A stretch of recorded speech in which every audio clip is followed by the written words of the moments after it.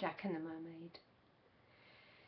Jack found a basking mermaid all glistening on the shore beside the tall black fishing huts at salty rock and oar. Her eyes were as blue can be, a smile played on her lips, a wondrous fishtail shimmered from her pale and sinuous hips. The only thing that spoiled the scene was that her hair was dirty green. Still, Jack, enchanted, touched her hand and whispered in her ear, "What tide brought you to Hastings?" She answered loud and clear, "I fancied quite the Isle of Wight, considered Cornwall's rocks, Eastbourne for its elegance, and Brighton for its shops, but I washed up in Hastings as everybody does, for this is where it's happening, the big creative buzz. Now take me to a restaurant that's genuinely quaint. I have to eat my weight in fish, or otherwise I'll faint."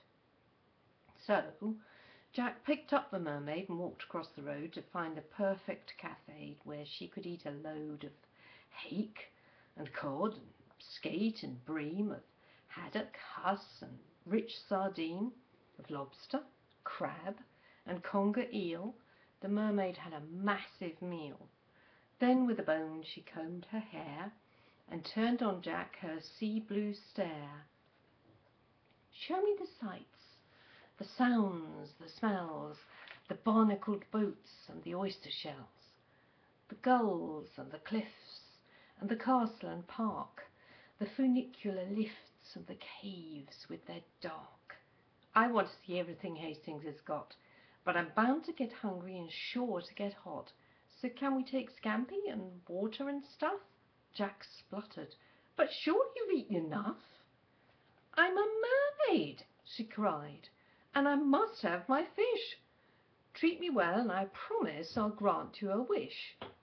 "Any wish?" queried Jack. "Any wish in the world?"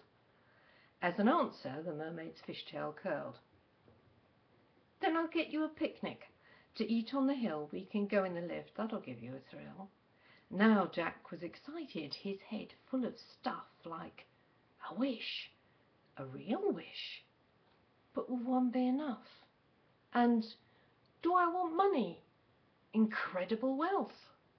Should I ask to be happy, or do I want health? Trips abroad? Flashy cars? A mansion or two? By now they had joined the West Hill lift queue, and people were staring, as indeed people will, at the Mermaid lying there perfectly still in Jack's arms that was shaking just ever so slightly. "May I take a photo?" asked someone politely. The lift juddered up to the top of the hill, and the Mermaid by now had eaten her fill of the picnic so nicely provided by Jack. "Oh, that's a good view," she said. "Can we go back?" "Well, if you insist." "Yes, I do," she replied. "My visit is timed by the turn of the tide. At 7 I have to return to the sea, or I'm doomed to be human and never be free." Jack had to decide really fast, then and there, which of Hastings' attractions he wanted to share.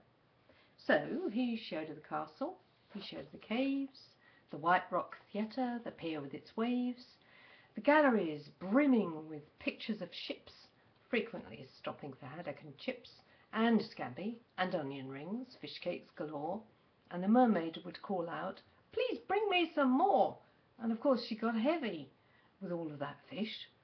But Jack carried on because of the wish. Never mind that his arms were breaking in half, that he couldn't stand straight for cramp in his calf. He carried the Mermaid all over the town, though his soul was just aching to lower her down to a bench or a seat or convenient ground.